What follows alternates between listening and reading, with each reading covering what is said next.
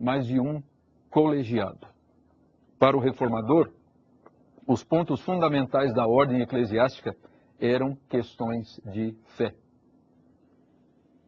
A seguir, temos o exemplo dado pela Igreja Reformada da França, que foi também uma das igrejas mais antigas do movimento reformado, quase que ao mesmo tempo com o surgimento desse movimento na Suíça.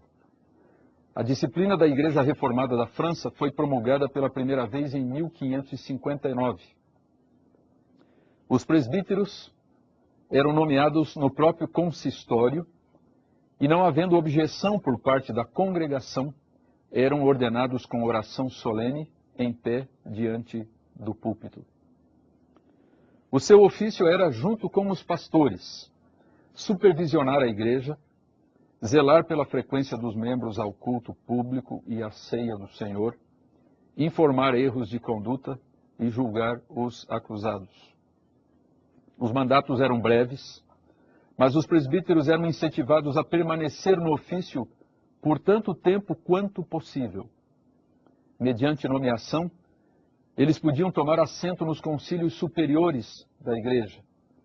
Na celebração da ceia, havendo falta de pastores, os presbíteros e diáconos, sendo, literalmente, conforme diz esse documento básico da Igreja Reformada da França, os braços e as mãos do pastor, podiam ajudar na distribuição dos elementos.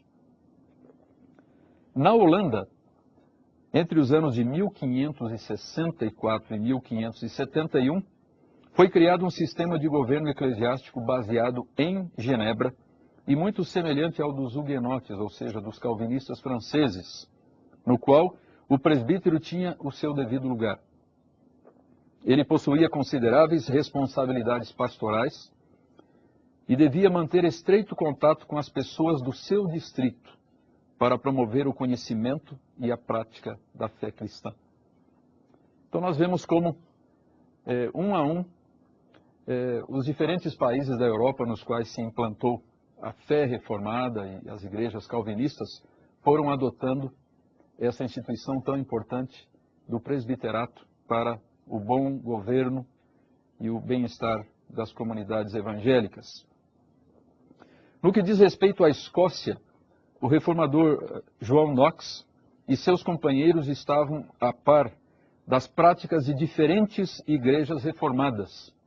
Eles sabiam que havia algumas variações nas diferentes igrejas reformadas no que diz respeito ao presbiterato.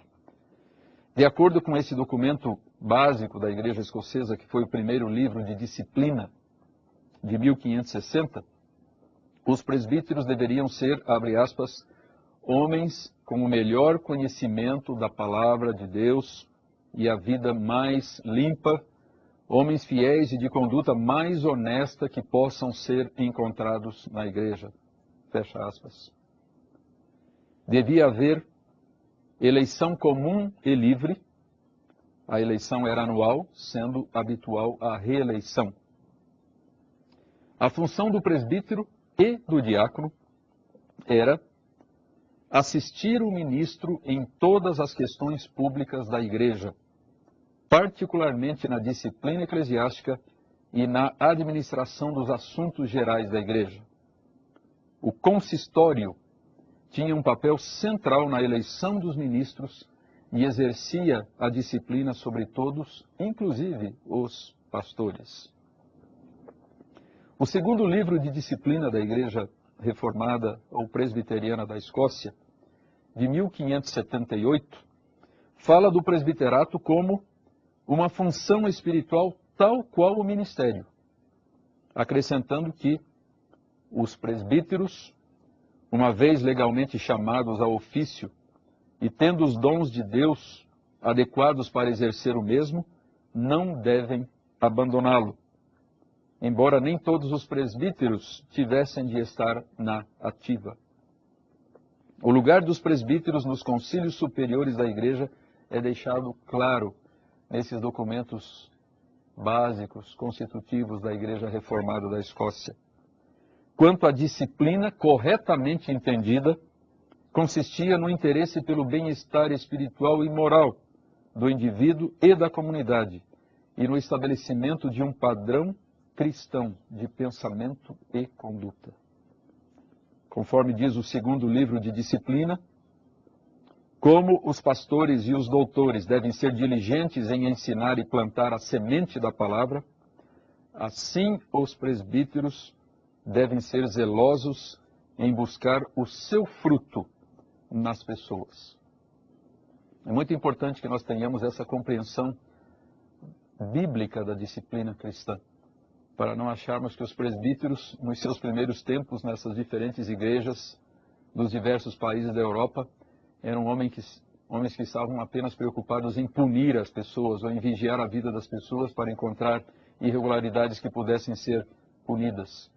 Essa preocupação e esse zelo com a disciplina refletia o fato de que a fé cristã não era simplesmente uma coisa a ser abraçada ou aceita intelectualmente, mas vivida concretamente na vida diária. Existem algumas peculiaridades interessantes no que diz respeito a esse segundo livro de disciplina da Igreja Presbiteriana da Escócia, livro esse de 1578.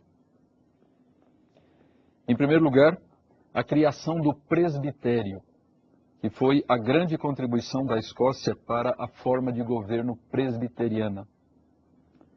O presbitério era composto de pastores, doutores ou mestres e presbíteros. Os diáconos perderam as suas responsabilidades de governo.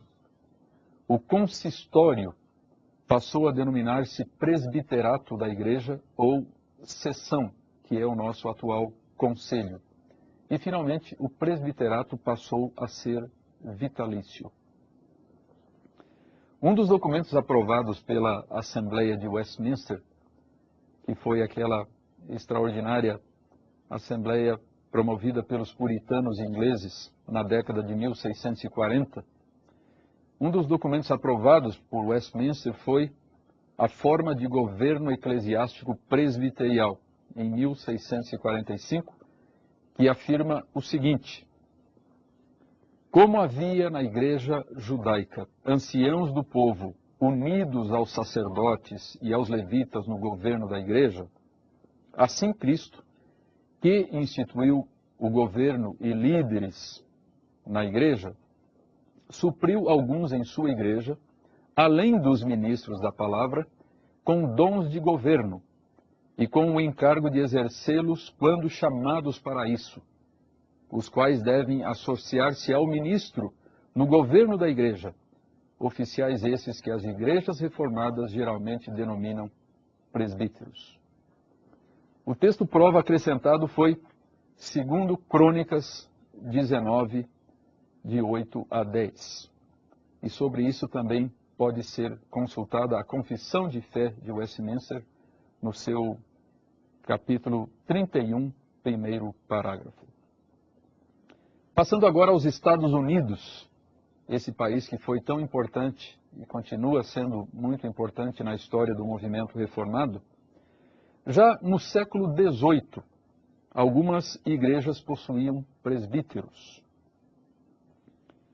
Quando se formou o presbitério de Filadélfia, o primeiro concílio da igreja presbiteriana norte-americana, em 1706, somente compareceram ministros. Porém, nas reuniões seguintes houve também a presença de presbíteros.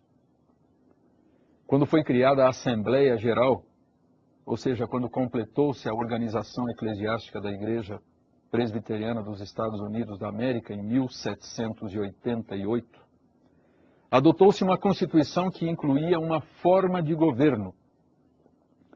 Um breve capítulo, intitulado Dos Presbíteros Regentes, que permaneceu inalterado por quase um século, afirmava: os presbíteros regentes são os representantes do povo, escolhidos por este com o propósito de exercerem governo e disciplina, em conjunto com os pastores ou ministros. Esse ofício tem sido entendido por grande parte das igrejas protestantes reformadas, continua esse documento, como designado nas Escrituras Sagradas com o título de governos, e se refere àqueles que presidem bem, mas não se afadigam na palavra e